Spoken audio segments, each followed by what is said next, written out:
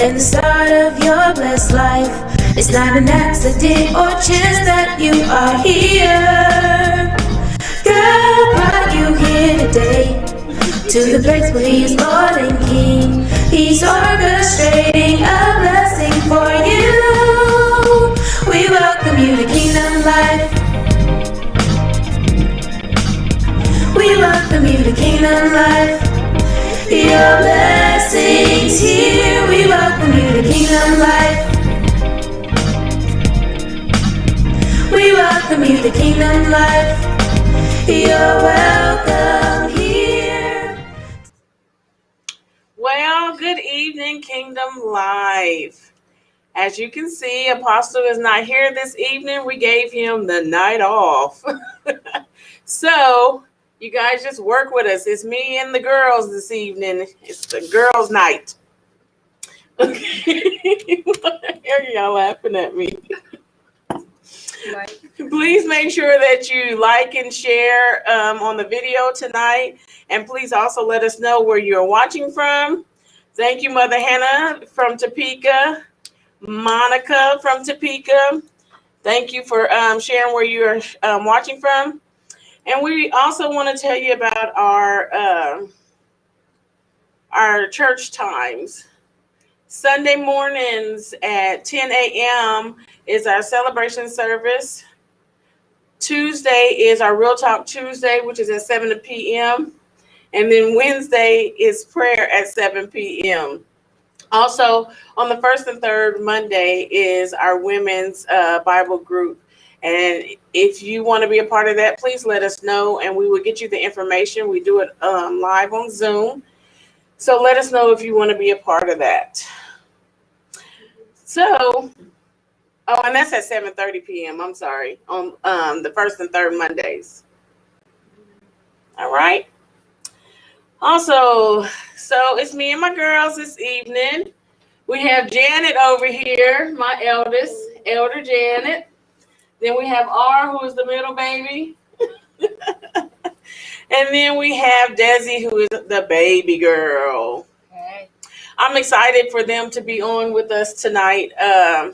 This is our first time doing this without Apostle. So let us know how we're doing. Should we? We might not want them to tell. Okay, I'm sorry. Go ahead. But on tonight, we are going to be talking about family dynamics on this evening. So let's go ahead and get started. Okay? Are y'all ready?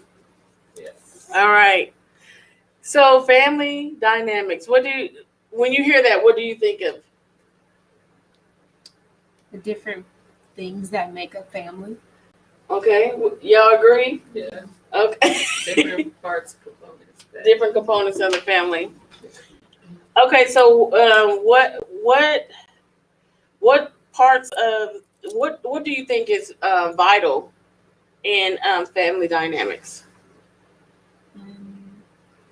I'm talking to all of y'all. Anybody can answer. I think one of the biggest thing is communication. Yes, communication. Yeah, being open and honest and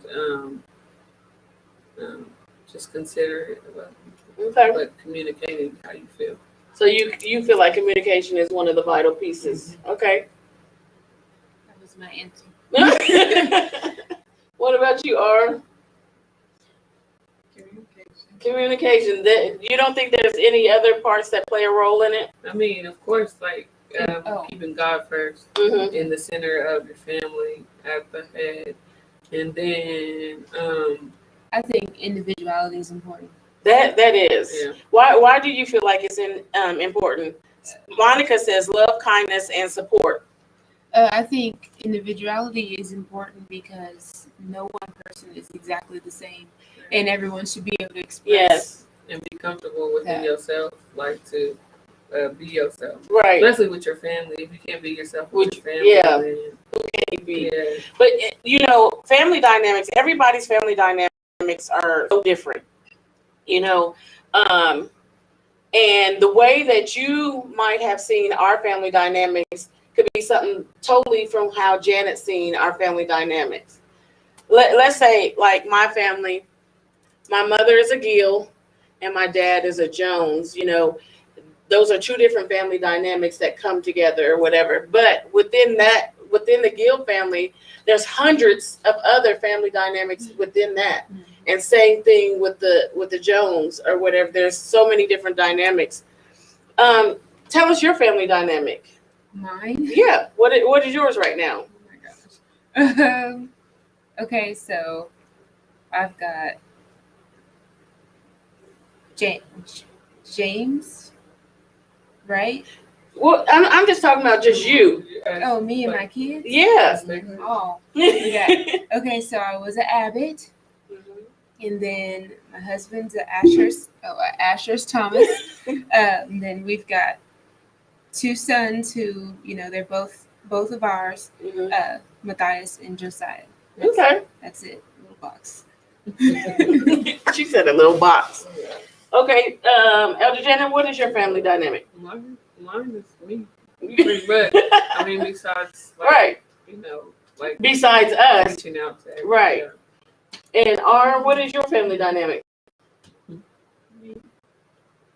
Then my 3 girls, Faith, Samara, and Isabel. You forgot one. Oh, and Buttercup. Buttercup is family. Monica said family's not always blood relation. That is so true. My family dynamic is, I have 4 children, 1 son, 3 daughters, and then I married Apostle. So we became a blended family. Right. So let's talk about before Apostle came and then after he came. What she said? Oh, yes, Mom. She's still an Abbott. She's always going to be an Abbott. She's not going to deny that. So, who wants to start? You want to know? I can't start because y'all know I have. Yeah, you never remember anything from childhood or whatever. Yeah. And I think you was pretty much okay with it. Janet, how did you feel? I know we've briefly talked about it before. I mean, before I was fine with my mom and my sisters and my brother. He was, but and so I was comfortable with that and comfortable with my role in our family. What was your role? Okay, I'm sorry. Go ahead. As the older sister, and I had more responsibility, and I took care of my sisters and my brother, but not really because he didn't listen. But I cooked and I made sure everybody did their chores, and I was just there, helping them through life, grow up, and everything like that. And so I was just like basically my mom's helper, pretty much. And then after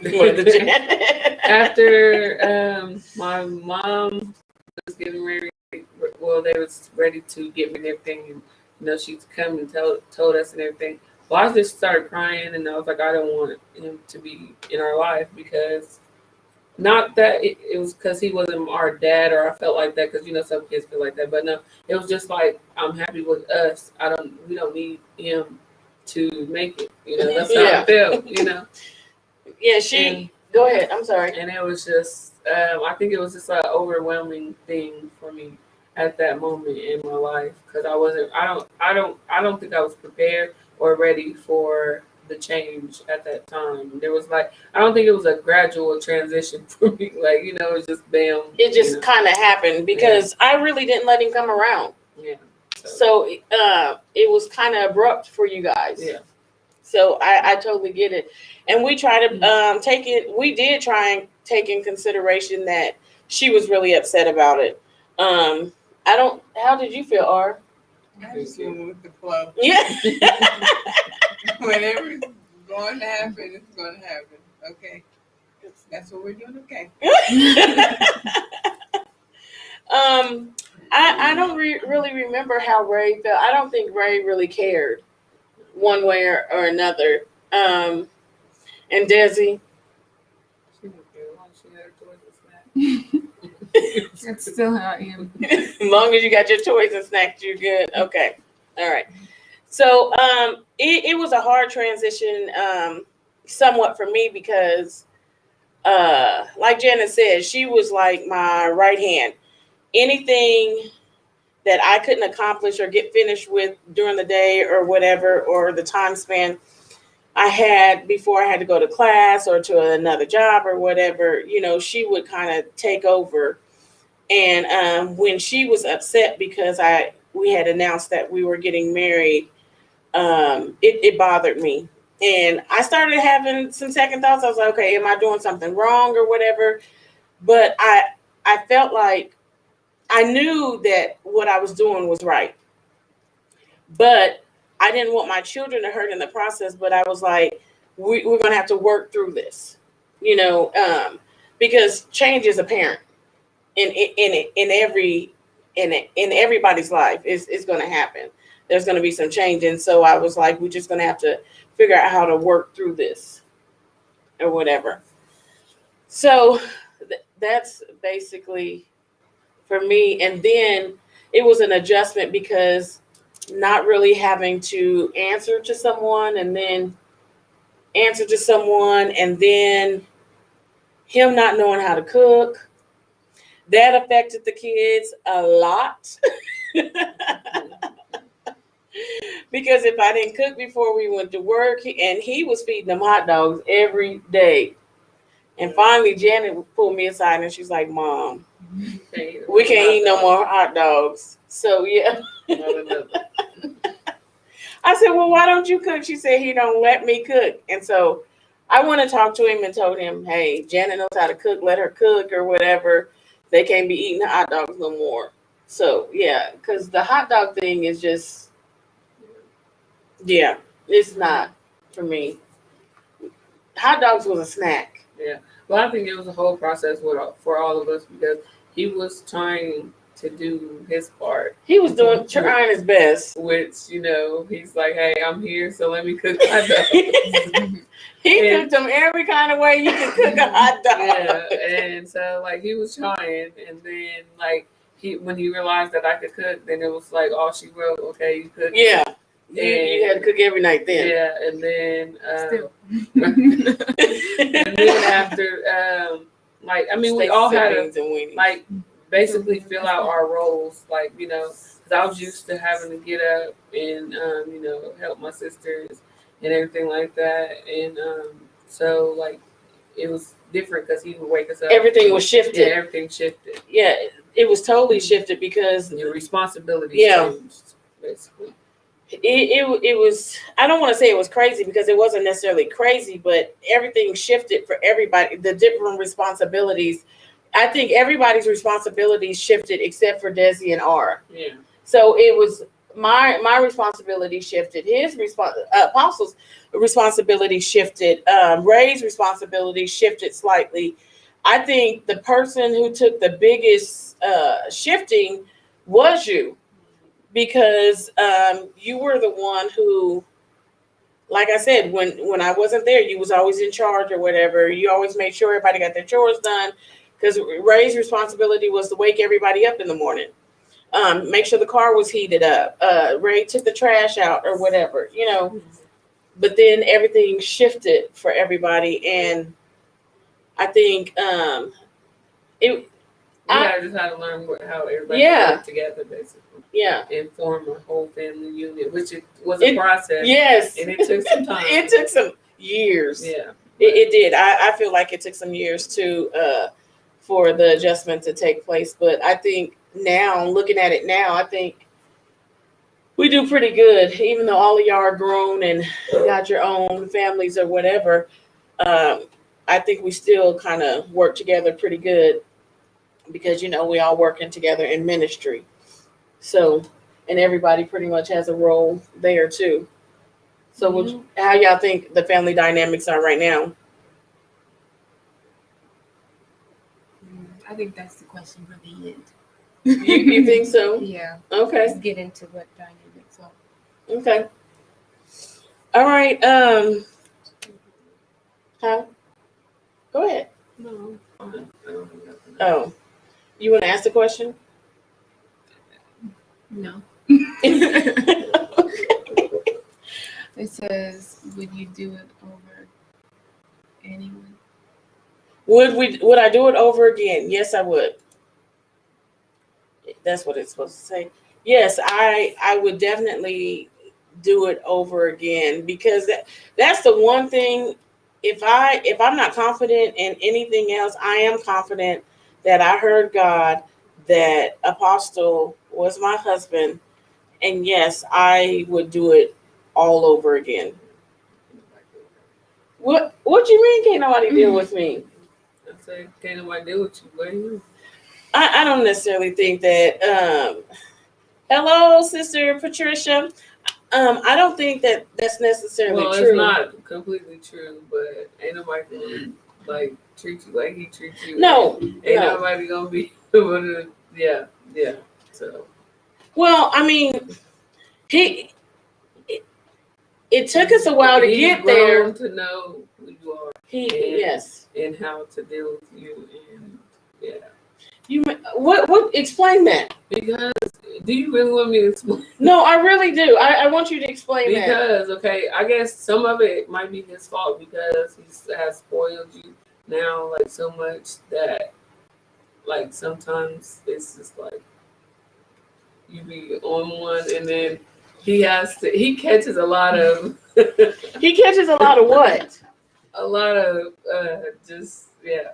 So in that he's like very patient. He's most of the time like all I've seen him be like really calm and concerned. One thing Because that he didn't used to be like okay, go ahead, no, finish your sentence. Well, He didn't used to be like he didn't used to be like as like calm and Patient. and like but now like he's learned to be that way, and especially like with you, and so like it's just like I don't know, that's all I'm saying. I like, think Dad took very seriously that your daughters or your children are going to look for the person who's their Betrayed. mother or father figure in their life. And so, What? You're spoiled too, so I don't that's want to what hear I'm it. saying. Yeah. Like Dad spoils you, and I feel like I should have these same opportunities. So like when Amazon comes by, they better be fooling around here. Or Yes, Monica, they always Or- throw me under the bus. yes, yesterday I had you buy me some Rice Krispie treats, and yes, I'm asking for more today. Oh, okay. I said what I said.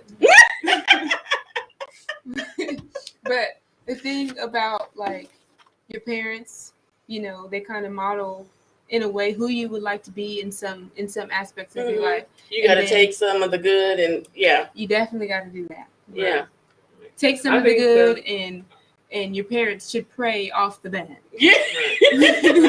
And that's why parents should pray, because we know who we are. And we don't want that for our children. But I personally don't think that I'm necessarily spoiled. I really don't. But the status that I'm at, I believe I've earned it. What is that, golden? well, I mean, Golden I mean, y'all have gone through a lot, and you do deserve the best, and he tries to give that to you. He with all do. his He really do. ability, but sometimes I'm just like, So what you mean? You're like what? because sometimes you be over the top. How is it that I be over the top?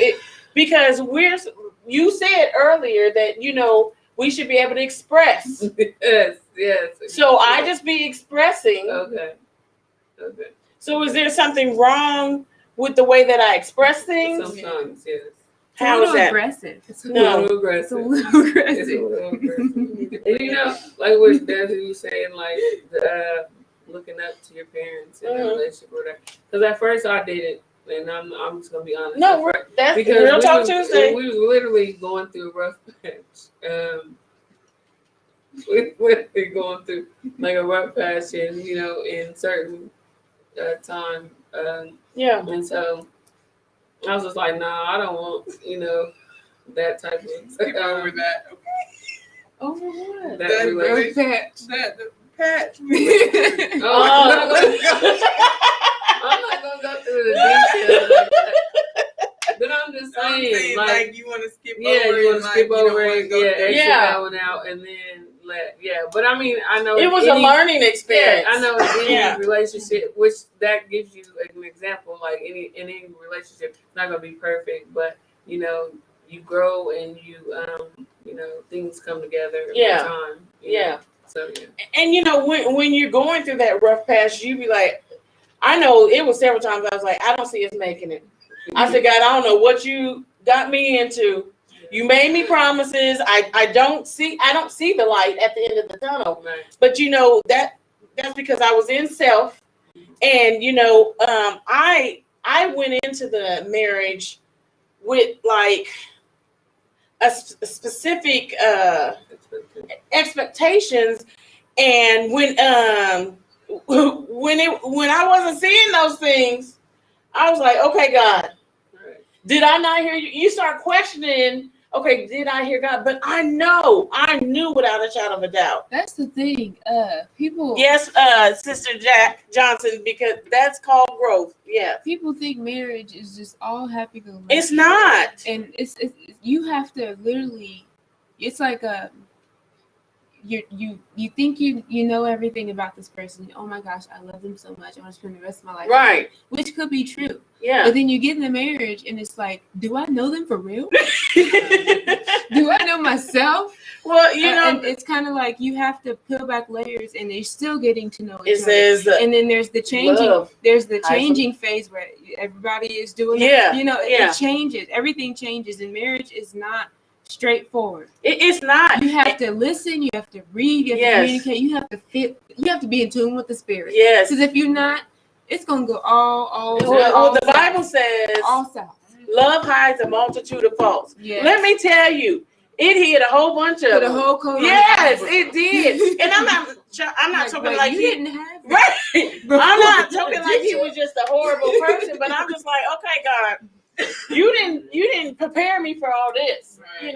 because you guys know I was married before, and that marriage was just horrible, and then I was going through some things with Apostle, and I was like, this ain't what you promised me, God, and like I said, because you're expecting the end result of perfection. Yes, and the thing that you have to grow and learn to get. Yes, yeah, and that's the same thing with well, it's not exactly the same, but kind of the same with each member of the family. We all grow and we all move different in stages of our lives. Yeah. And we have to relearn this person or Yes. understand why they feel this way or their perception of how a situation or thing played out in life. because everybody's perception is so different. Yeah. And it's just like when you're sitting in a church service, what I got out of it might not be what you got out of it, or so on and so I like forth. what Sister Patricia Jack said. She said our experiences are designed to mature us, and I believe that wholeheartedly, because even though you get in the marriage and stuff starts to be revealed that you weren't prepared for, when you embrace that revealing and you're ready to change, you learn something new from this. You do. You grew from that. Yeah. You knew that and you didn't know that before. Yeah. So I agree with that. I totally agree with that, because it was sometimes I questioned, but I was like, God, I know you told me. I know you told me to marry this man. So why is all this happening? Why are we going through all this? But I stuck in there. Woo! What? I think. Oh, go ahead. One thing that we have to pay attention to when we are facing something, we have to take ownership in that something. Yes, take some responsibility. Sometimes you say, God, this isn't what I asked for. And you have to also say to yourself, maybe it is what I asked for. Right. What did I do to bring this on? Come on. What That's did true. I do for this to happen? And That's obviously true. it's something I need to work on. So you were saying that I needed to work on some things too. That goes for everyone. Yeah. No matter the situation, that goes for everyone. So you wasn't singling me out? No. Okay. All right. I'll speak for myself. Oh, okay. Yes, take ownership in what is going on. Yeah, and that's basically what ended up happening with us. We took ownership, and that's when our marriage started to shift and level out and stuff. When we started taking responsibility for our own actions, the things that we said, or our actions, or what have you. And that goes all the way back to the whole family dynamics with family issues and whatever's going on between mother, daughter, sister, brother, no other brother. Yeah. Father, daughter, Yeah. father, son, whatever it is, we have to take ownership in our own actions and see what we did wrong. And even if it's nothing wrong, fine, you maybe you do have a little bit of hatred in your heart because of what happened. That's still wrong. Mm-hmm. So where do we need to find ownership? And that's when we move forward. Doesn't this have to be marriage? No, it doesn't. Or you hope you may. But y'all pray for me with these girls. I like what Sister Patricia put on here. She said sometimes we go through because God is working on the hearts of both individuals in the midst of the situation. That is so true. And that's basically what I was saying, that, God started working on us as individuals, because, we have to work out individual things so we can come together and then work together to mend those things together. Janet wanted to move on to having a soft or strict parent. Ooh. So, what do you feel? Okay, to be honest, I know most people thought I was a very, very strict parent. I don't necessarily think that I was a very strict. I was in some aspects, but I really feel like I was soft and I was lacking. And that's when Apostle came. He brought that other piece. I don't really feel that you were soft. I feel like you were very protective. Yeah. And we had a lot of structure and everything like that. And because you're a very organized person. Yeah. But I think that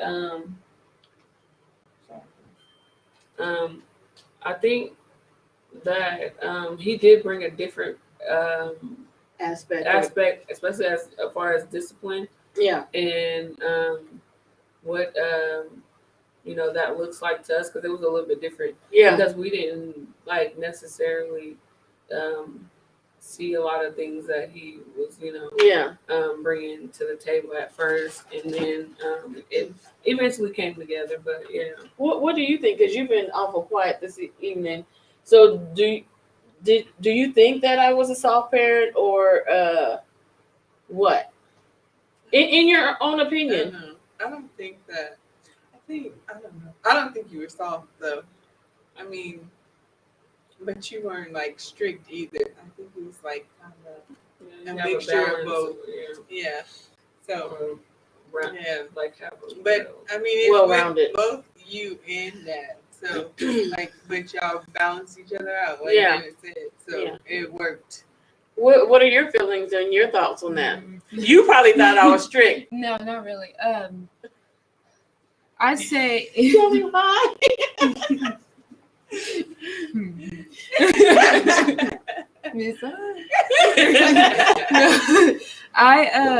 Shanda trying to get something started. I have an in-between about it too, but it's a little different. Okay, so you guys had rules, but they were all I don't know. I can't remember if I understood them then. Right. But they make sense now. And none of your rules were so bad. And I didn't even have a desire to break those rules. Right. So it didn't seem strict to me because I didn't have a want to venture off. I remember one time I was with a friend. It was my best friend. And she was going to a party and I was like, whoa, wait. I didn't know she was going to the party, but I was in the car where her dad was dropping us off. I was like, wait, I don't do this. Yeah. I called my parents and was like, we're at this party. And I know I'm not supposed to be a party, so can you come get me? And then y'all were like, oh, we knew you were there. We just want to see what you would do. And I literally was just like, oh my God. Who is raising me? You're letting me be here. No, but you guys were clear about the rules, and since I didn't have a desire to break them, it didn't seem strict or whatever. But to my friends, they were like, whoa, for real? And I'm like, yeah. But you know what? Senior year, when y'all met Stacy, when y'all met Stacy, y'all were like, yeah, just go. Pretty much just kicked me out the door. What? No, that's not necessarily true. And Patricia Jack said maybe firm. Considered that I was more firm than anything. Is that what y'all trying to say? Yeah. Okay. And then Chandra said, can you be too transparent and open with your kids? What y'all think? Well, as adults, you guys have let us in on a little bit too much. Oh, okay. We are overwhelmed in that aspect. Okay. Go ahead. As being grown, you know. Yeah, and we don't want to know. Yeah. What? Like, okay, you know, I understand that I'm grown, and you know, I do my own thing too, you know. But what you doing? Okay, no, anyway. Oh, okay. I'm saying, like, you know, when I got you. But you know, but it's like, you know, there's a certain extent, like, okay, you can go this far, but don't go no further. Oh, okay. We don't want to know. I think in all seriousness, yeah, you can be too transparent with your kids. There's some things that they just don't need to know. Right. I agree with that. I know that Mom always said, like, when we were younger, and if it was the case that we didn't have money, she never displayed that to us. Mm-hmm. We would have never known that we were broke because of the lack of transparency there. But I think too, it's like, I mean, it depends on what you're trying to be transparent about and right. what child, you know. Yeah, the maturity. Yeah, some children they don't need the full thing, and you got to know where their mental is. Yeah, knowing where they that's are. good right there. Then you can like kind of gauge where you need to you know, give them some clarity in an area or whatever. But you got to know if they can handle it or not. Yeah. If they can't, then you like, okay, you know, let me rethink how I'm going to talk to you about this, you know, and don't just lay it all out there and then they be. That kind of makes me think, like, what are you about to say, and what do you want this to do to your child? Why are you saying it, and what do you want it to do? Yeah. Are you trying to, whatever you might say, is it something that they actually need to hear? Is it something that's going to educate them? Or is it something that's going to entrap them? True. Or put them somewhere? Is this something that's informative? Yeah. Well, you know, when y'all were younger and growing up, whenever grown folks was talking, y'all weren't allowed in the room. You know, y'all knew. I didn't even have to say nothing. Y'all knew to just dismiss yourself. But like in this day and age, a lot of people just allow their kids to be in there, and that bothers me because if I'm trying to talk to someone and children are in there, I'm like, well, wait a minute. Oh, no, they're fine. No, they're not. Because we won't even finish our conversation if the children are going to be in here. Mm-hmm. What do y'all think about that? I think there's always need to be boundaries. So kids know, you know, basically, like their role in the whole, like, you know, they should not be included in every single thing and every decision that you make and everything like that, because as parents, you should, like, I mean, ultimately you have the final say anyways. And then if you have a spouse, you know, you guys should be talking. Mm-hmm. Like I said before, everything should not be discussed in front of your child because they think that they have more power than they do. Yes. Not saying that their opinion and their view is not valued or whatever. You can always, you know, talk to them about certain things and get their input. But at the end of the day, you know, parents should be the head and be leading the household. Amen. And not allowing their children to take control. And then you, when they get older, you don't even know what to do because you're like, oh, wow, they're talking to me this way. They're doing this. They're doing whatever they can do. You know, they think they can do and everything. And then you want to get attitude. Because you made them grown before they was grown. Yeah. You develop this. And so you need to just like, you know, like put them in their space, in their area. And, you know, basically. Well, I know, like, you at a young age, and I've apologized for this time and time again, I put a lot of responsibility on you before Apostle came because it was just us. And I was like, this is all we have. All we have is each other, me and then y'all four. So only way we're going to survive is if we take care of each other. And so I did put a lot of responsibility on you, but still in that same aspect, even though I put a lot of responsibility on you, I feel like I still had you to stay in a child's place because there were some things that I still didn't even allow.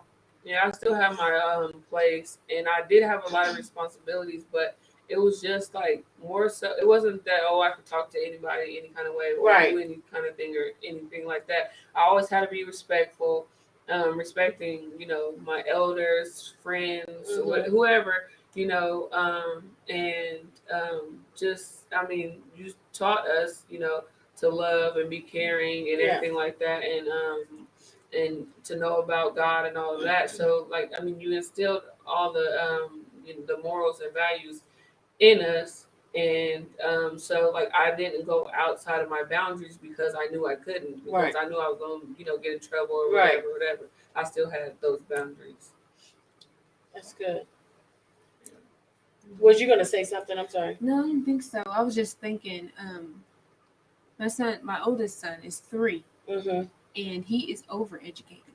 Right. Right. He knows a lot. He's not yet at that point though where he can really understand the full meaning of stay in a child's place. And it's even harder because he is so educated. If that makes sense. At 3, he knows so much, but he's not mature enough to understand stay in a child's place. Yeah, and I feel myself getting impatient with him, and so I have to, because he talks so much. Yeah, and he wants an explanation for everything. He needs to understand everything. And I'm not the person I'm the person that I don't feel like I should have to explain myself to a child. But then when in dealing with your grandchildren or with youth or whatever, you gotta understand where they're coming from. Right. His parents explain everything. We they have a conversation about when she was going to have the baby. Yeah. They talk to him about every single thing. So you have to understand. Sometimes you don't want to explain it. Sometimes I don't want to explain to him, but I'm like, oh buddy, we just going to go somewhere and just chill out, calm down, we cool, whatever. Yeah. So that's my explanation, but I'm not giving you the full detail. Right. So you can still say something, you don't necessarily have to break it down. And understand. That's why I say understand where they're coming from. And I totally get it. And I've been working with kids for years. Yeah. For years on years. But this generation, it is just so totally different for me. And I've dealt with all kinds of different kids or whatever. But what I will say is the fact that y'all have helped me to be able to see a new light or the different aspects or whatever. Y'all laughing at me? Stacey said why? Because. So what do you think about the question that Chandra asked? I think no, I don't like being transparent with my kids. I don't, because my kids. We need you to speak. My oldest does ask a lot of questions, and most of the time I'm like, because I'm your mama and I said so. So that's what you're going to do. That's just me, and I'm just like, I don't feel like I should have to explain. I don't explain. So you're acting like me then? I guess so. I'm in that aspect. Get yourself on and let's go. Well, where are we going? I just said, come on, let's go. Just be happy I'm taking you with me. I think we can find a happy medium between both. Explaining when need to, and other times just let's go. That's basically what Elder Janet was saying, to have that happy medium or whatever. But I'm gonna be honest, sometimes I'm not in that mindset. I've had a long day and then I'm having to deal with my grands, and they get away with a lot. They do. But they will push the Nana to the limit. Yeah. I think the other part of that is that you are Nana. Yeah. You're not just mom anymore. Yeah. You're like, I'm up here. Yeah. I don't need. You can go to your mom. Yeah, this is not my problem. Right. You're Right. not my child. Because I'm quick to say, how much longer you gonna be? Right. They will be on the curb. Yeah. I'm quick to say that, ain't I? I do not put my grandchildren on the curb though. But I will have them sitting at the door with the coats on. Okay, go ahead. Number two. What's that about? I know. Having like, okay, so the number of children in a family, like sometimes, like, you know, How can that affect? like how can that affect the family? Well, a lot of time, sometimes it just depends. Like if some child get on my gets nerves. looked over, or Yeah. they feel looked over, Mhm. or somebody needs a little bit more attention, and kids don't always understand why Right. this person needs more attention at this moment. Mhm. But you have to always be mindful. Okay, I'm giving this person more attention right now, but let me not make my other children feel Right. unwanted, unloved. Trying to have that uncared. balance. Yeah. And trying to have that balance, it's not always easy, you know, especially like if say R was going through or whatever, and I'm trying to talk to her, deal with her or whatever, and then Janet has an issue or whatever. But see, Janet was the type, if she see me dealing with one of the other kids, she was like, my issue can wait. No, it really can't, you know, but trying to have that happy medium is not always easy. I think we can ask Aura, like every time you have a new girl, how did you balance it out? Because you know, at first it was Faith, so her cup is full. Yeah. She was the very first grandchild. Yeah, and then Maya comes, and it's like, okay, Faith, you got to give me some of that love, and you know, you gotta spread it out. How was it for you, or how is it? I think like at first, like, you know, when it was Faith and Maya, it wasn't that bad because, you know, it's only 2 kids. So, Yeah. you know, I can, you know, balance. You know, I got one here, one here, you know. But then when the third one came, I'm just like, okay. And then it doesn't help because, like, the baby, she thinks, oh, no, she's only my mom. And, you know, and she makes it worse. She's teasing, you know. And I'm like, I'm all of you guys' mom, and we're going to share love equally, you know. So it's just like me having to tell them, like, okay, look, I love every one of you, okay? And I have them times where I got to hold all 3 of them, you know, with my arms being tired or whatever. But, you know, right. Yeah. We work it out because, I mean, that's what you got to do. You got to be a mother, and you got to do whatever you got to do. You do. To feel love. Yeah. I know, like, we had family game night or whatever. Sometimes it got a little rowdy or whatever. Sometimes. But I draw blood. we did family art night. We was always doing some kind of activities together. Because to me, like I said before, I felt like all we had were each other. You know, because it was a point in my life, like I didn't feel love from my family. And I felt like an outsider or whatever. And I was like, this is all I have right here. And this is what I got to protect. This is what I have to keep close to me or whatever. And, you know, it's so many nights I would cry because I was like, when they grow up and leave me, what am I going to do? You know? And so it was hard for me. But because I felt like I didn't have nobody else. And then Apostle came along or whatever. And I was still having those moments like, okay, when the kids leave, I don't know what I'm going to do.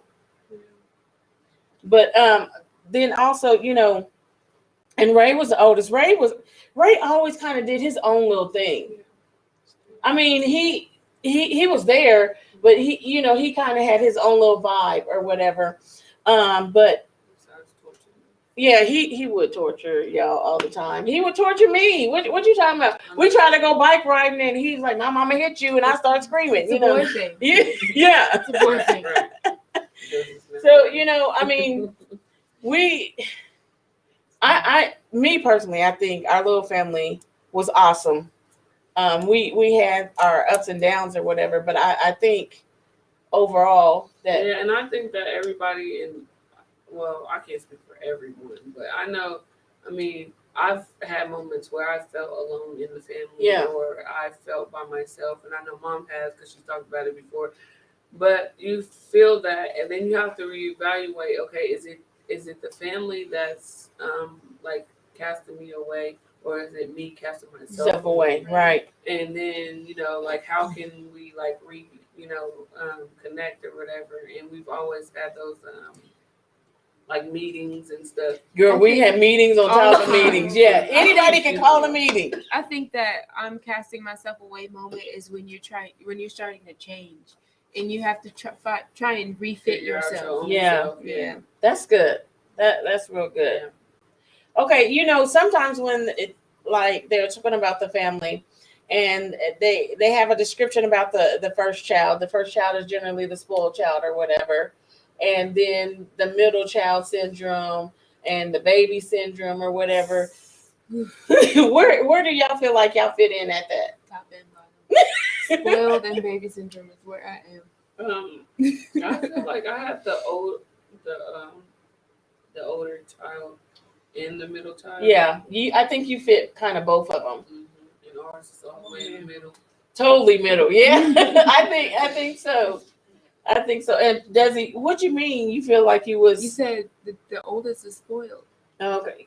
and then the youngest is the baby. Well, the youngest is the baby, and they are spoiled, and it's a whole bunch of dynamics with the baby child or whatever. Because the baby child, sometimes the baby child acts like they are the only child. Mm-hmm. Yes. Well, I think also that we need to include is that I had more rules than everyone else. You think so? Yeah, because like you said, you and Dad had learned by then. How to be parents? Yeah, and so I had more going on, but I don't know. They were like strict on y'all and everything. Stricter like on that, y'all but too. No, we had rules, like mad rules. But Yeah. we just didn't always obey. you had the chores. They did what they wanted.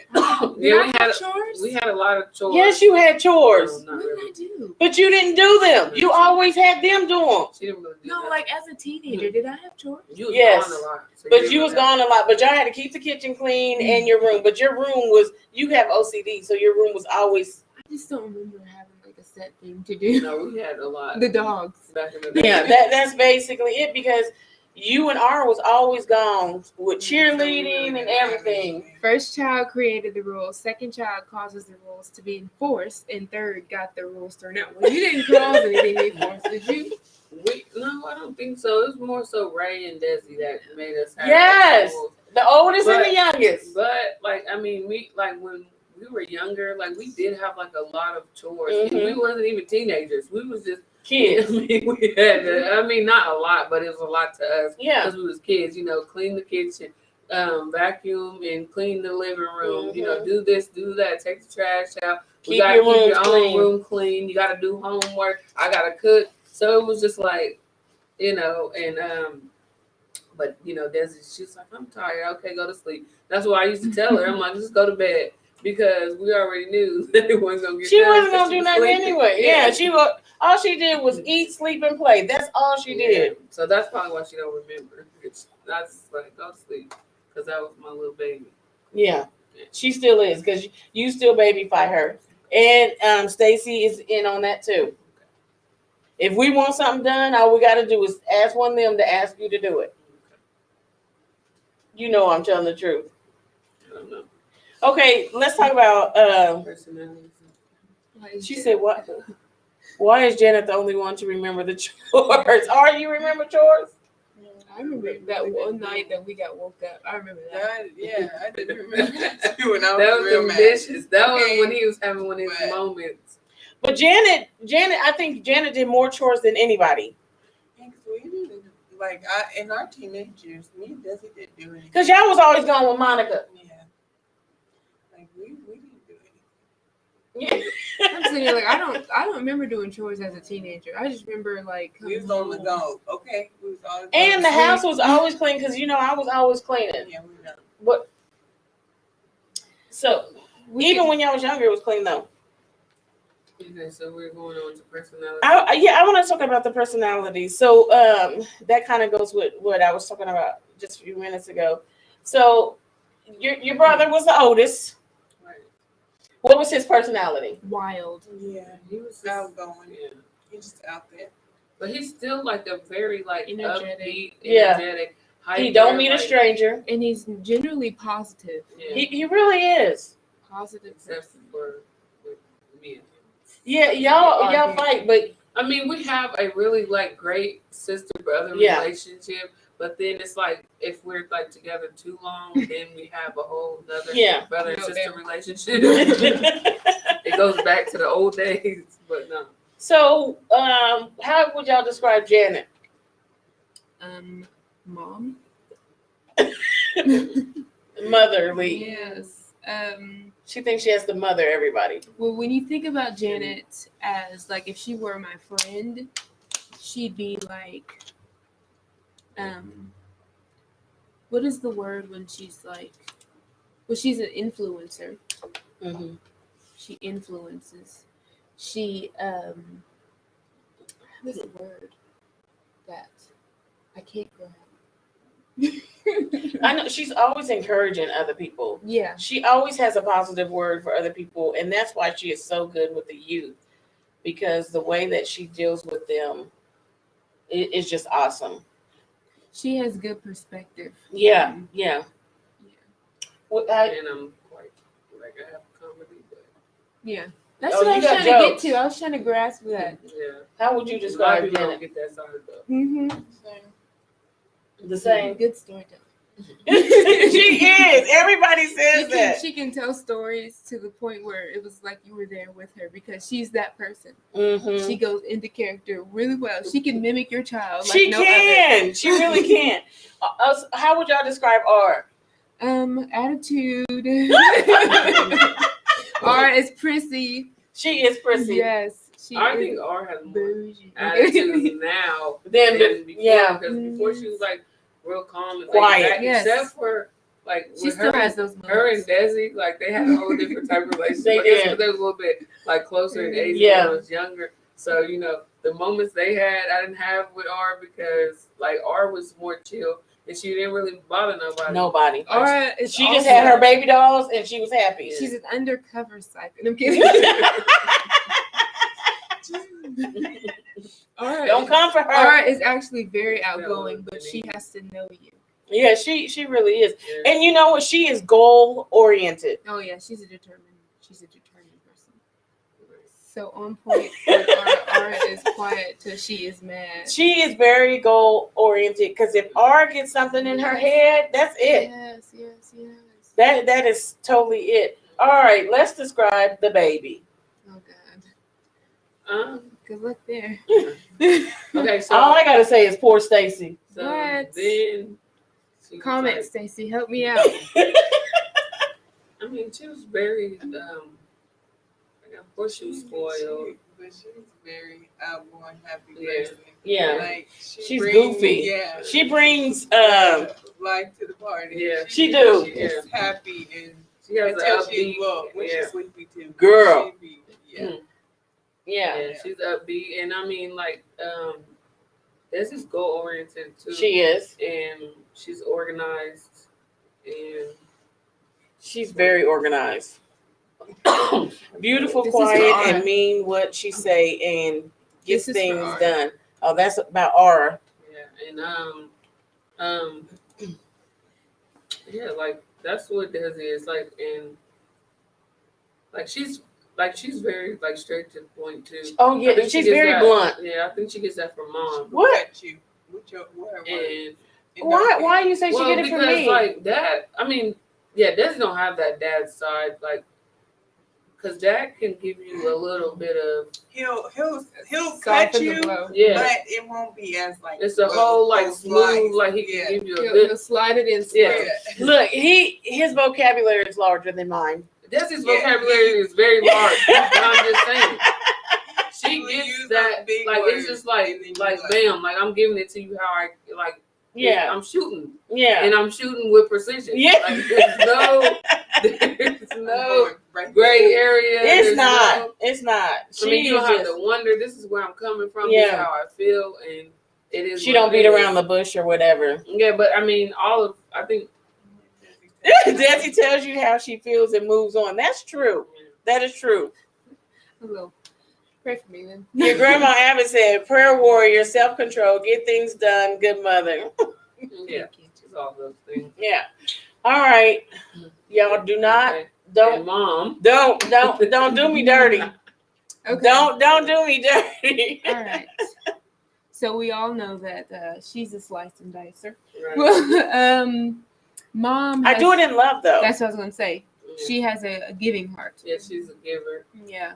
and she cares about everybody. Mhm. In that caring about everybody, she will run herself dry until she knows everybody else is okay. And right. That's true. Okay. Y'all did it right. Yeah. Spoiled. Can't forget that. Right. Yeah. And she likes to push everybody to their Goal. potential or their goals, and it's like, you can do it. She be encouraging too. Yeah. So And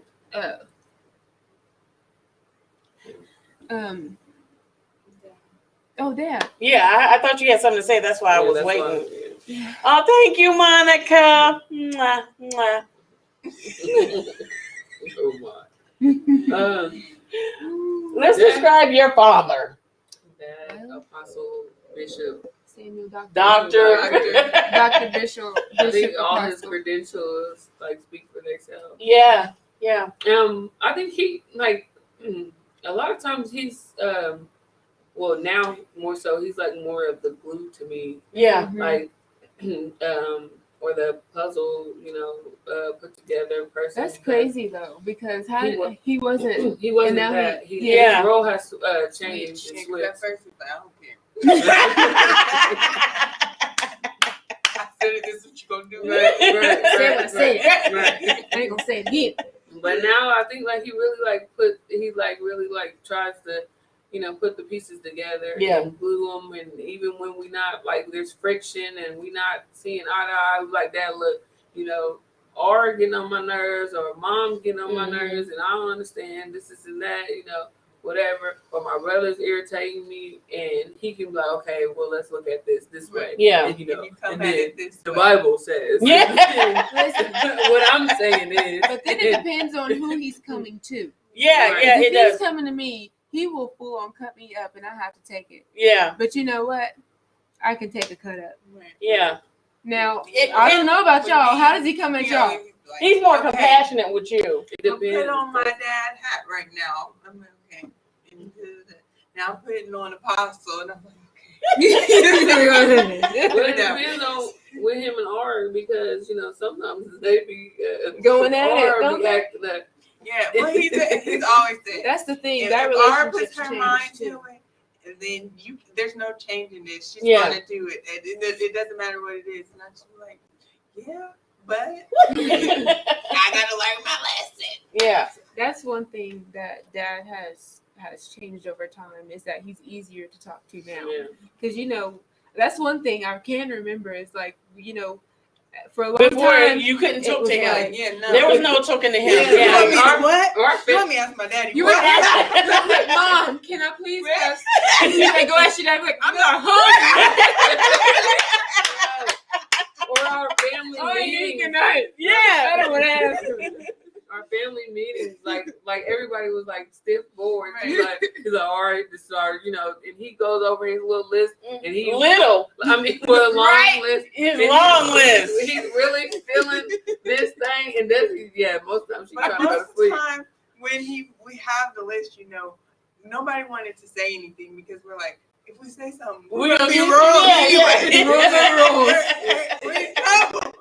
But then when we didn't say something, he got mad. Yeah, there was no winning. There was no winning. Which is worse, Hat Dad or Apostle? Oh, which is the worst hat, Dad or Apostle? I think it depends. Most of What the time he's when talking he would about. tell me, like, I don't think that neither one of them, when he was talking to me, neither one of them were bad because he was telling me the truth. So, me listening to it, I'm like, okay, yeah, I understand, but I'm still going to make my own decision because Right. that was how I was. I'm like, okay, yeah, you're right, Dad. Which one you think is worse? Well, now more so, I don't really have like too many problems. Like I think so. Like he's pretty chill with me most of the time. I think. Because he's always calling y'all in there, But you know wanting what? to talk. Dad might be worse. Yeah, but Because when he's mad about Apostle something, he get a is, little. Apostle has to be a Bring certain way, order. Mhm. But Dad's like, okay, this is my kid. For me, it's pretty much one and the same. If I'm getting chewed out, I'm sad and it hurts my feelings. No matter what. So Okay, he's not my dad, so he's my husband, and then he's Apostle also. I think the husband hat for me is worse. But like I said, we've come a long way, and so I really can't say that it's really bad anymore because our level of conversation is totally different now. grown. Yeah. And I think more so like now, like he comes from more of like with all of us protection Yeah. mode. Like when it's like the dad or the husband, it's more protection. And then the apostle is just a guidance and like leadership and everything like that. So it's not really bad on any like end. Yeah. Like, before we didn't,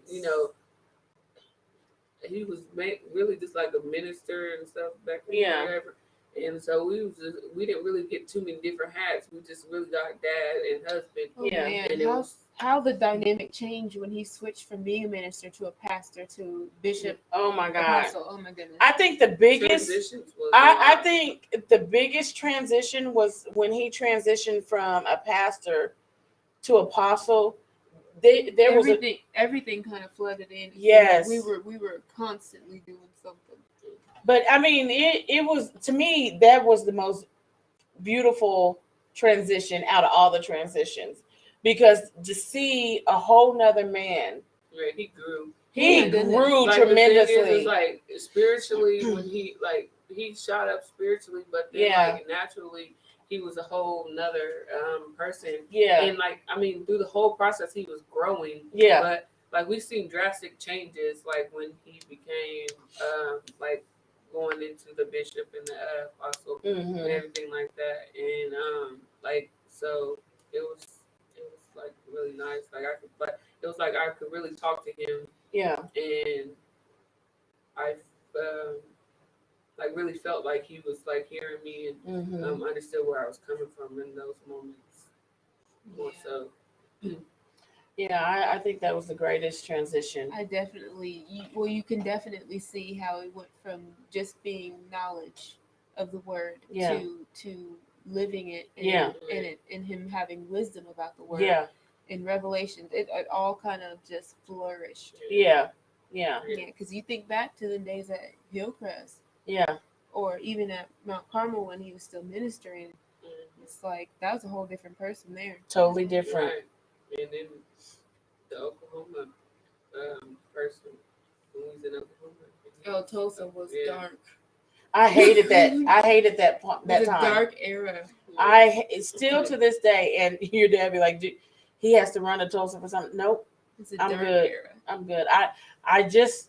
I didn't want to go to Tulsa, but I had to follow my husband. And that's one thing I remember about that whole. I don't know specifically where we went, but I know that whole time it seemed like we were just in a never-ending struggle. Yeah. I don't know exactly what went down, but I remember being in the car all the time. I remember always being tired. Yeah. I remember never being just early morning, just late night, comfortable and peace. Yeah. It was never that. It was like I never like really like have a foundation and the struggle was real. Yes. We were not grounded at all. Right. That was during that whole struggle era in the relationship or whatever for all of us. I think that was the dark time for all of us. Yeah.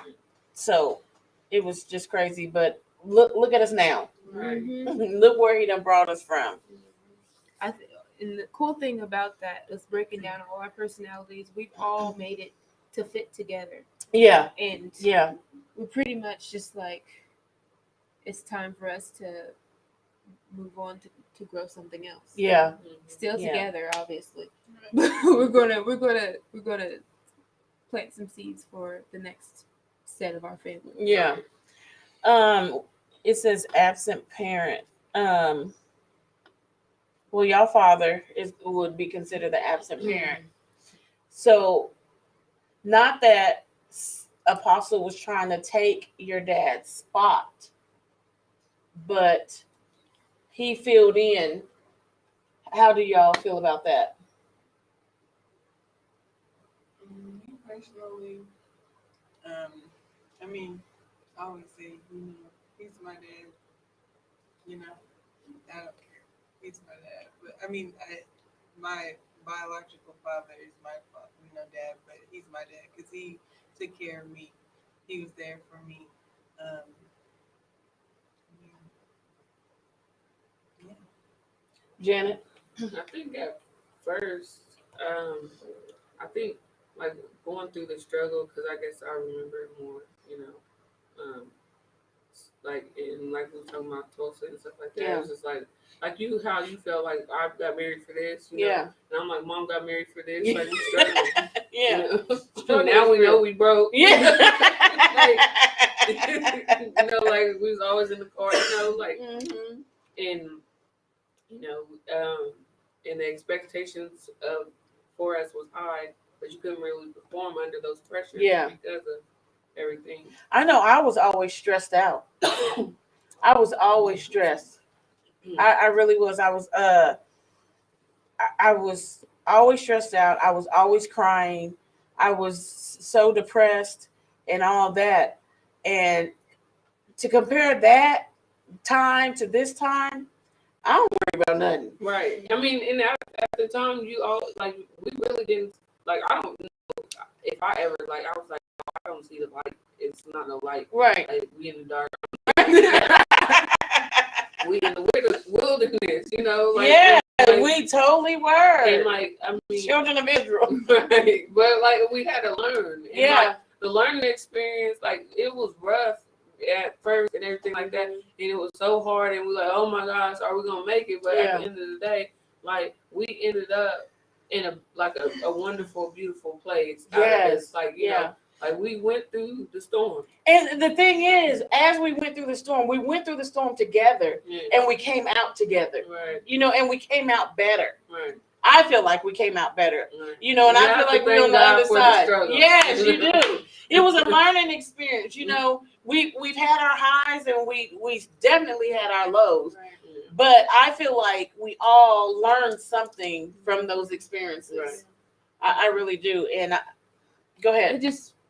Easter's coming up. Yeah. The big sacrifice. Yeah. That saved us all and is saving us all. Yeah. We had to go through that big struggle. Yeah. And it's taught us so much, and it's taught us where we don't want to go back to. Amen.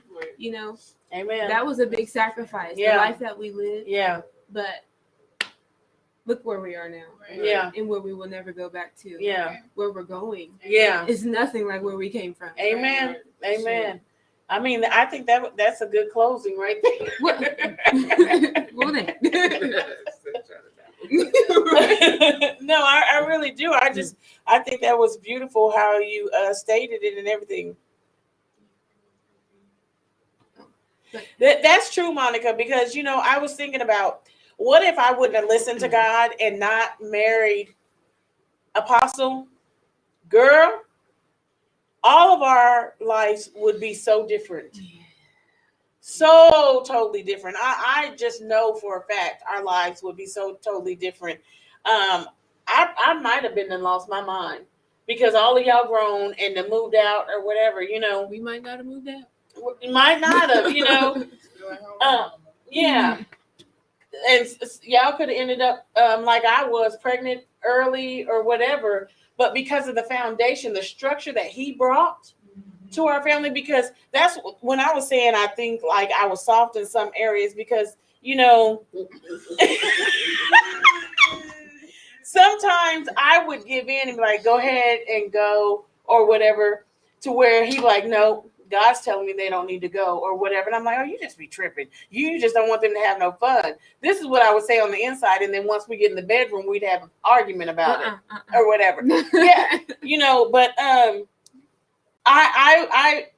think I was kind of lackadaisical in that area. But him coming, God knew to bring him in when he did, because he knew that y'all needed that strong foundation, that he was that missing piece. Right.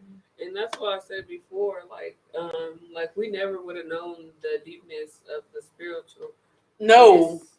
The deepness of God. Like, right. I mean, I can't say we never, but I'm saying no, you're right.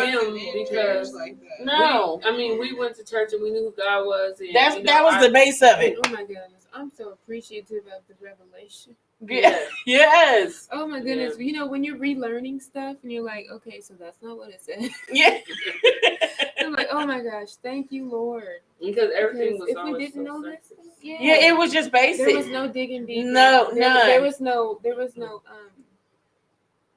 like I said before, revelation. Yeah. You know, hearing from God and him speaking to you and telling you what this is about. And see, that's the thing. Before Apostle came, you know, I believe that it was God that spoke to me and told me to marry him or whatever. But far as me really knowing and catching the concept of having a relationship where I could actually communicate with God, it wasn't there. Even though when I was in my abusive relationship, prior abusive relationship, and some things that were revealed to me, I didn't know it was God. You know, I was like, oh, it's a woman's intuition. No, it was God talking to me, and I was living in sin. So you can't say that God don't talk to sinners. Right. So that is stuff like that he helped me to see. You know, he helped me to have a deeper relationship with God, a better understanding. So it wasn't just for y'all, but it was for my benefit too. Yeah. It brought our whole family up. Yes. When we finally got it. Yeah, and the fact that how he had you guys working in ministry, even before we were pastors, how he had everybody working in the ministry and everybody had a role in ministry. Right. Y'all might not have had roles at home, but you had roles in the ministry, you know. And for a mother to sit back and see her children working in ministry, that is just beautiful. Right, and then at first it wasn't always voluntary. No, it wasn't. It wasn't. I'm just being. You had to play the drums. R and Desi had to sing and dance. He was like, "Look, this is what we're gonna do. Yeah, this is what we're gonna do. Yeah."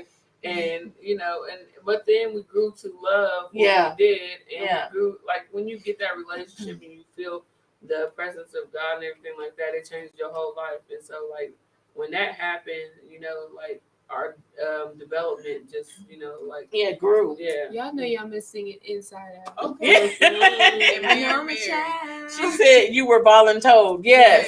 All the time. We had a duty to sing. Right. Was it praise and worship? I don't know. I don't know. Ray had to pray, and he better pray heaven down. Listen, and Dad would remix songs like all the time. Yeah, all the time. What was that? Jesus loves Jesus. Boom, boom, boom, boom. Love the little children. Hold on, you need to talk to red and yellow, black and white. Yeah. And then we had to do all three parts together. I love him. Oh my goodness. Y'all should be grateful he didn't close every sermon the same way. Oh. Well, Lord. I know one thing, that when Dad started preaching, he was the only preacher I could listen to when I was younger, because I fall asleep on everybody else. You know, you getting smacked in church because you fall asleep. Mom, I don't know what he's talking about. At least with him, even in the early years, you knew you was getting a sound word. Yeah. But nobody else. We're going to pray about that. Yeah, very impartial. We're going to pray about that. Daddy's girl. She said, I'm listening to my shepherd's voice. Yeah. She said, I am a sheep. That ain't my shepherd. We had some good times though. I'm telling you. So, what are the healthy dynamics of a family? I think, like what Janice said, communication and allowing everybody a foundation, allowing everybody to be who they are. Support. Being Yeah. there for each other. Yeah, and I think we have a good. I really think that we have a good support system here, because if one of us is going through, we all there trying to help. Okay. Yes. And even if you're not going through, just being able to support where the person is going. Yeah. And like yes, you can do it. 'Cause sometimes you need that. Okay. You need that little You push. do. Like I'm doing, because I'm thinking I'm doing horrible. I'm not making it, and then you doing good. Keep Okay. going. Yeah. And your dad's really good at that. Yeah. He is really good. Yeah. I try my best, but y'all don't always. Y'all just kind of look at me crazy. Okay, Mom. No, I just Dad wanna- will send me a text message real quick, and I just want to slip this in Okay. as a healthy dynamic. Okay. Gathering for family game nights and dinner. That's Yes. a Yes. okay. We You may still not do that. agree, but I need game night. That's fun. That is a super It bond. wasn't until game night that Stacey seen my real side. No. Elder Stacy, so do you like our game nights? Well, what did you think of them the first time you came to a game He night? probably thought we was crazy. And loud. Yeah. Providing security and a sense of belonging. Do you think our family provides that? Yeah, because if something goes down, we're all here for each Okay. other. Yeah. Yeah. Whether it's with And hands y'all- or knives. Everybody feels needs it. Light. Flashlight. Flashlight. Not here. Monica says sometimes everyone needs a cheerleader. That's true. That's true. I got you. And like I mean, like having making sure everybody feels belonged. Just, Yeah. Make sure like you just pulling everybody in Yeah. and don't just leave. I know. I tried to do that with all of y'all, and I knew the time when Janet felt unloved and like she didn't belong or whatever. And maybe she didn't feel like I was, but I was trying my best to pull her back in and say that you are loved, you are needed, you are worthy. You know, all these different things. Stacey said, you don't remember the first time. You know what?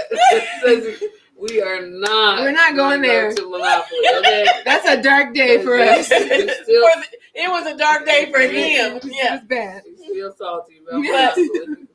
I just feel like, because I never want anybody to feel like that, because I know how it is to feel like that, like you didn't belong or that you weren't loved or whatever. So I know I tried to pull her back in, try and show her love. But sometimes people don't always understand my way of showing love. What? Well, so with the healthy dynamics, we kind of covered all the rest of them that we have on our list. I think we should also we don't have to go into detail about these, but also consider the things that make a family toxic or what's bad for the family or what can hurt your family. If we say that love and support helps, what doesn't help? Indecisiveness. What do you mean? Where you say one thing but you don't back it up or whatever. So hypocrisy. Yeah, and then also that lying, lack of communication. Yeah. I think And bad personality.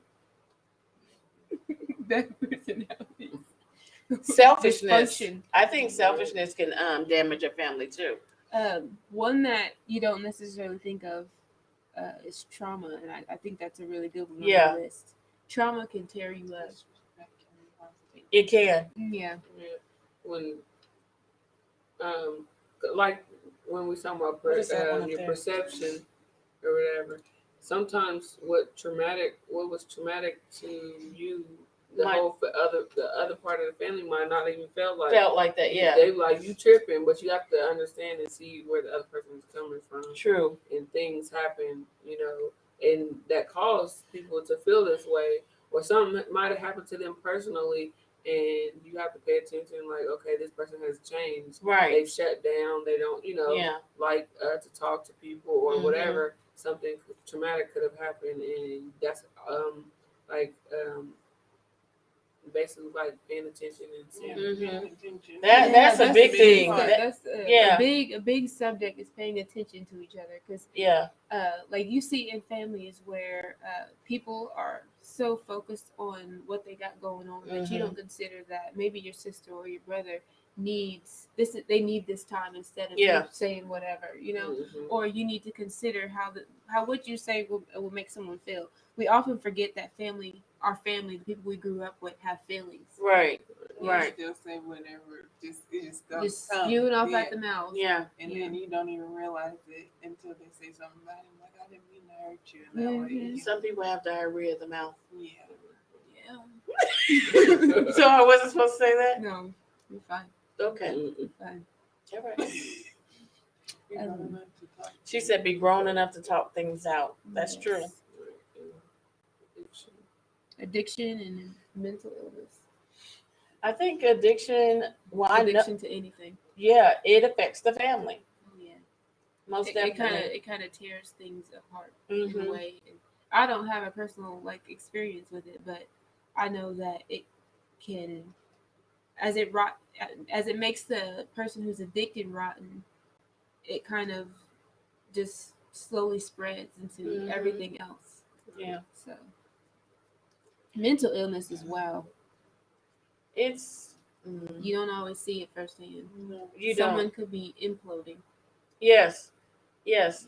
I've talked about it before. I know there's been times where, like I said, I felt like I was losing my mind, Mhm. And the amazing thing is that it was always one of y'all who came back and slapped me back into reality. You know. I understand that, 'cause I'm like, I would feel like, oh, I don't know what to do. My kids, I love you, Every pray, time. They're like, okay, God, thank you. Yeah. I needed this because I don't know what I was gonna do. Don't you just love kids? Listen, I could be crying about a movie, which is often, Right. and Matthias will bring me a tissue and just give me a hug. And I'm like, oh, thank you. Yeah, Because they can sense it, and they just want you to know that you're loved. man. I had a sinus migraine last Tuesday. Mm-hmm.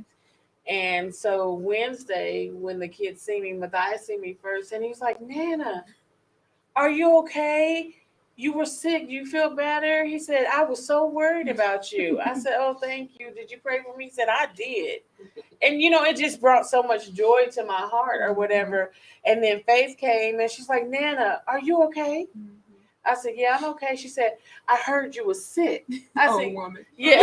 I heard you. I were said, sick, yes. man. And Nana wasn't feeling good yesterday, but I'm better or whatever. She said, I'm so glad. She said, I'm so glad you're feeling better. She said, because I was so worried about you. So we got the church mother, the teacher's assistant, and the camp counselor. Yeah. And then we got the bad. BB. We just got hurt. Yeah. What is The it? outgoing. The one off of Incredibles. Jack. Jack. Mental illness. Okay, y'all say y'all have experienced mental illness. Mm-hmm. Man, it's a booger. Have you felt like you've experienced Do it? you really need to talk about Oh, that? okay. Okay, so yeah. Okay, so I remember the time when I don't need to get into that. Well, when I first had Matthias, things weren't really going our way. And I was just frustrated, and I had just had a baby, and I was overwhelmed with emotions. I didn't know what to do, and I was just sad. Yeah. But when we lost the baby, round 2, that was rough. Yeah. I literally just sat on the couch and cried. Yeah. So.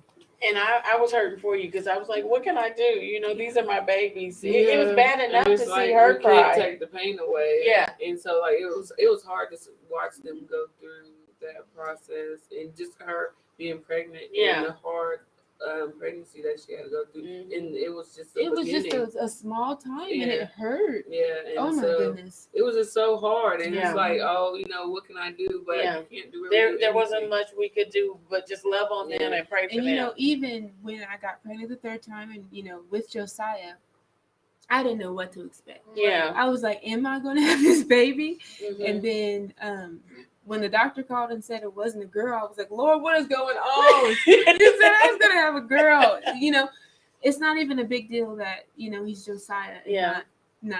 I'm not revealing. Yeah. But it was more about like nothing is going my way and I need this one thing to work. You know? So I get it. That mental illness is a booger, and it kind of, I don't know, did I pull away from y'all? You didn't really pull away. You had a few days where you would stay to yourself or whatever, but I wouldn't necessarily say you pulled away. You could just see it in her face. Yeah, it was written all over her face and Stacy's face. Because to see her cry, it hurt me because I don't like to see my kids cry. And then when I seen him crying, I was like, oh, I really can't do this. I can't, because of who Stacy is, you know. But the whole experience was kind of like a fall apart. From the moment they said we lost the baby to the moment the baby was in my hands dead, I was just like, oh. But the thing is, even though y'all went through this and it was a trauma to you guys, y'all's strength to me was amazing. Because you still got up and you still ministered. Oh. And when I say you ministered. I mean, but it was just beautiful. How you have beauty in the midst of pain. Don't say that out Oh. No, that's good. Man, I'm just that, and it was so powerful. It was. But it was a hard time. It was a hard time for me, even though I didn't necessarily go through it. But yeah, it was. It was rough. It was rough. It was rough. I think all of us like went through a little, you know. Yeah. Not as much as you guys, of course. You know, everybody's got their thing that hit them hard. Yeah. I mean, I have gone through some things in my life, but and I think a lot of times, like, the kids always like make me bring joy. Because like when Aura first had Faith, I was in a bad place at that time in my life. That's true. And when Faith came, it was just like God like sent me an angel, and like that was my lifeline. It was. And, and then I just spoiled her and did everything in the world, but and still do. You spoil all the grandkids. I know. I mean, all of them have their own spot and their own place with me, and I just love all of them. Yeah. But I mean, kids always bring me back. And then like when my grandma passed away. Oh my God. Like I was in a horrible place. Yeah. I was just like, I don't even want, like, I don't know what's going on with life, and I really don't even care. Yeah. You know. I was like, I was rethinking school. I was just rethinking everything. Yeah. I didn't want to do nothing. And like I knew it was gonna happen, but I just didn't know when. And it was just horrible. Like my heart cried out for you then too, and I was just like, I don't know what I can do. I want to hold her, but I know she's not gonna let me hold her. You know. Give her a Stacy hug. Yeah. I mean. I had to be strong through the whole process of everything. For everybody. All the way to the end where I was in the room with her by herself. Yeah. But that's what you wanted. Yeah, I mean that's what she wanted. Yeah. You know, and if somehow, you know, it happened. God made this happen. Yeah. Or whatever. But it was like really crazy. And then like even having to go tell my family, and that was just something my brain was. The whole room just kind of went silent for a second, and they was like all in awe, like, what did she just say? Yeah. And she repeated it, and they were still like in disbelief, even though we all knew it was happening. You know, you know it's coming, but you're not ready for it. Right? You're never prepared, totally prepared for it, or what have you. Yeah. And you just have to, you know, continue to go through the process. Yeah. Even now, I still have to go through the process. It's not that, I mean, I'm just like, oh, you know, all down and I need my grandma every, you know, second or whatever. But there's moments where I'm like, okay, when I was in this situation, I could call my grandma. Yeah. And not that, she would always give me the best thing or whatever, but like just talking to her. Like, I might not even have to say nothing to her about what I'm going through, but just having her there, that was, my basically security blanket or, my comfort. And so going through the process, like, I mean, of course, I have to pray.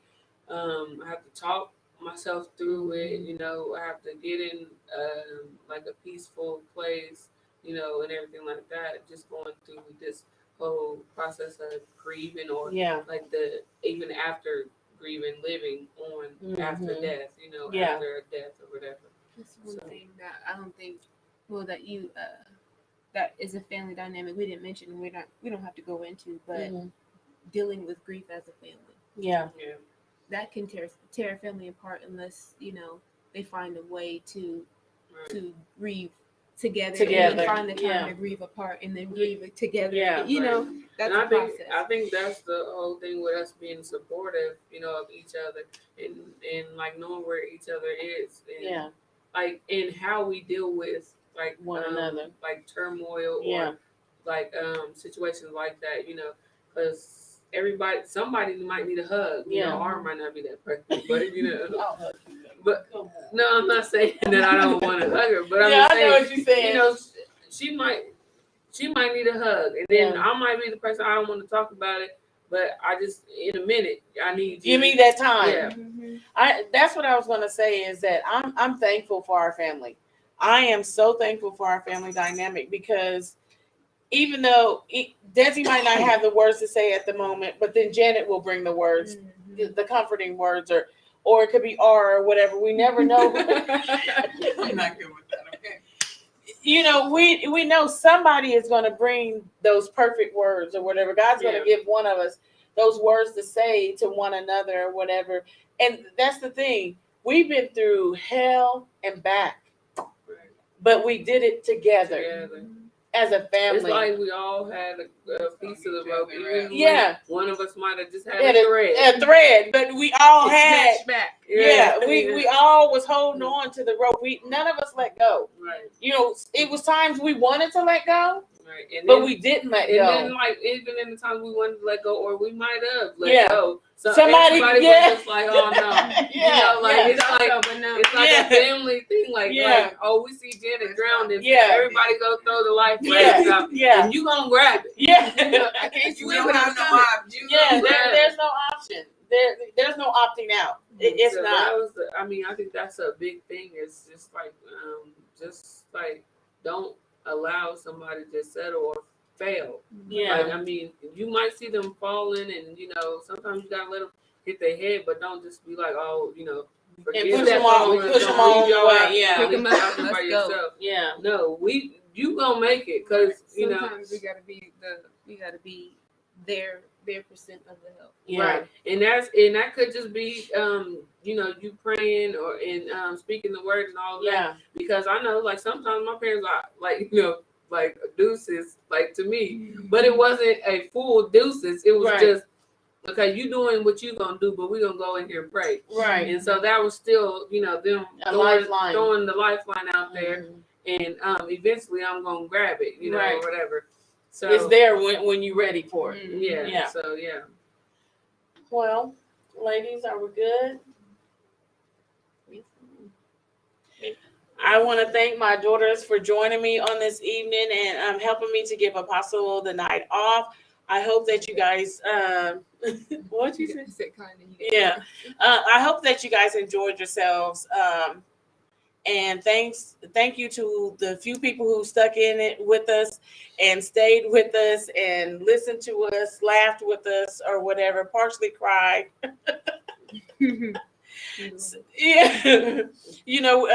A few times, especially at this end part, I know a few of us was fighting the tears back. But as a family, we have stuck together, and we will continue to stick together, continue to fight together, continue to love together, continue to support one another or whatever. And that's what we bring to Kingdom Life. When you become a Kingdom Lifer, you family, and we're going to treat you as family. We love everybody. We try to love on everybody. And we try to be there for everybody. And we just thank you guys. If you want to contribute to tonight, to Kingdom Life, we're putting them up. It's right here. Yeah, say it for me, Janet. The giving opportunities is on your screen. There's Yes. 5 ways to give. You can give through Cash App. You can go to mykingdomlife.org. You can give in person when you come, or by mail at 900 North May Avenue, Oklahoma City, Oklahoma 73107. Or you can give on PayPal, Gazelle, all those. Oh, Gazelle's not Zelle, or okay. That's so it's not Gazelle. Oh, Jesus. Okay. See that's why we need each other. That's why we need each other. We gotta help each other. Don't do me out. Don't do me. Yes. Man, we would love for you to worship with us. Yes. So please come out On Sunday mornings. And don't forget tomorrow night at 7:00 p.m. we will be in prayer. So make sure that you tag someone for Wednesday night prayer on tomorrow at 7:00 p.m. And next Tuesday, Apostle will be back. Him and Elder Stacy. Yes, I said Elder Stacy will be back on next Tuesday. So we appreciate you guys. We love you guys. And thank you so much for tuning in and sticking with us on this evening. We appreciate you. Any last words, anybody? All right. Thank you. Love you.